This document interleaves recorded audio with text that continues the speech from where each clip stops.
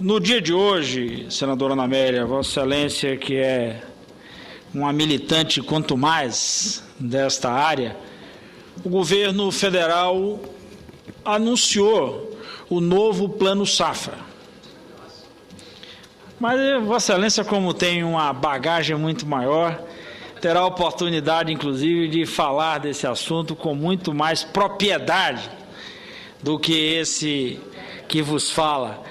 Mas eu quero centrar muito mais uma característica importante desse novo momento em que nós tratamos essas questões de plano safra, de dívida agrícola, de financiamento da produção, da relação com o campo, que é o que eu estou chamando, que eu falava com o senador Moca ali agora há pouco, que também é alguém que tem mais propriedades, ou até tem propriedades para falar dessa matéria pela sua vivência. E eu falava com o senador Moca, senadora Ana Amélia, da verdadeira qualificação desse novo momento. Não basta só o anúncio de 115 bilhões de reais para o Plano Safra. Não basta o volume de recursos expressivos para um Plano Safra, se ele não vem acompanhado de medidas que qualificam a intervenção e até a forma com que esses produtores, esses agricultores terão acesso a esse crédito e a consequente aplicação desses recursos. Portanto, são medidas que complementares, mas são medidas que, eu diria, compõem um conjunto muito correto nesse novo momento de incentivar a produção no campo, a estruturação dessa produção com vista exatamente a promover o desenvolvimento local. E trago esse dado, senador Ana Amélia, muito mais até para pegar como exemplo um dado da Bahia, do período recente, mesmo com toda a seca que nós estamos enfrentando.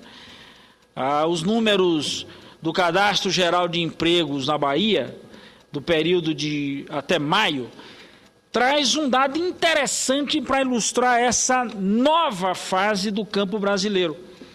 O número de empregos no mês de maio na Bahia, ele teve o seu maior percentual de geração de pós-trabalho no interior, e não na região da capital, nem tampouco na região metropolitana, que, aliás, ao contrário do interior, a região metropolitana, que é industrializada, teve número negativo de postos de trabalho. Então, olha que num período, inclusive, de dificuldades com a seca.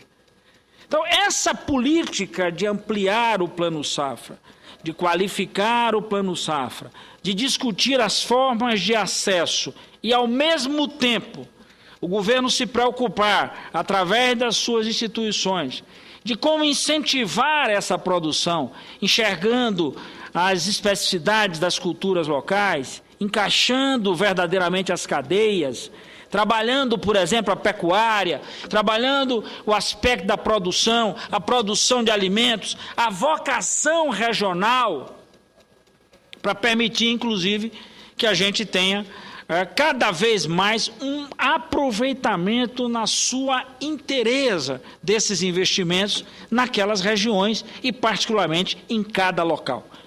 Então, mais do que o número, e aí o senador Moca me dizia isso muito bem, Pedro, não são só os 115 bilhões, é muito dinheiro, mas não é isso. Tá? Então, na realidade, a gente pode ter até dizer, não, aumentou 23% em relação ao ano passado. Mas esse aumento de 23%, meu caro Moca, na realidade, ele terminará sendo muito maior, porque aí nós vamos para os pontos da qualificação. O que é que significa agora a redução de juros? Como significará a aplicação desse recurso? Como nós vamos aproveitar toda essa produção? De que forma nós vamos promover um nível de acompanhamento? Aí se encaixa nisso, por exemplo, o debate sobre o Código Florestal, que nós fizemos nessa casa, e que aí, mais uma vez, os dois senadores, a senadora Ana Amélia e o senador Moca, que aqui estão, tiveram participação decisiva nisso. Como é que esse novo Código Florestal pode encontrar esse Plano Safra? Ou melhor, como é que esse Plano Safra pode ser aplicado agora nessas novas regras com o Código Florestal, buscando fazer essa qualificação? Então, eu queria chamar a atenção desse aspecto, dizer que nós comemoramos muito isso. Eu que espero na próxima terça-feira entregar o relatório da MP 565, que trata da renegociação das dívidas, inclusive acatando até uma emenda que veio do meu nobre companheiro senador Moca. Estou acatando essa emenda, assim como também acatei a solicitação, o pleito, a emenda da bancada gaúcha, da senadora Ana Amélia, do senador Paulo Paim, do senador Pedro Simon, no sentido, e acatando a emenda também do senador Paulo Baia de Santa Catarina, no sentido de incluir aqueles que na região sul enfrentaram também problemas com a sua produção a partir das alterações climáticas, já que estamos tratando de um MP exatamente de calamidades, tanto por excesso ou por escassez. Então, portanto, a ideia nossa vai ser exatamente apresentar esse texto da medida provisória bebendo na fonte de programas como esse. Porque se a gente não resolver o problema dos agricultores, o plano safra, agora anunciado, termina esbarrando num problema adiante, que é a inviabilidade desses agricultores, desses produtores terem acesso a esse crédito. Então não é bobagem você não imaginar, por exemplo, 2 pontos importantes que nós colocamos na 565, que tem a ver com a execução. Um ponto eu estou colocando o seguinte, senadora Ana Amélia: na medida que a gente aprovar a medida provisória, suspende toda e qualquer execução judicial. Quando esse agricultor pactuar, for lá e dizer, agora renegociei minha dívida, a gente extingue o processo contra ele plenamente. É como se fosse um acordo judicial. O banco leva isso para a justiça e diz, ó, quitei aqui. Portanto, você preparando a situação desse agricultor para o próximo passo.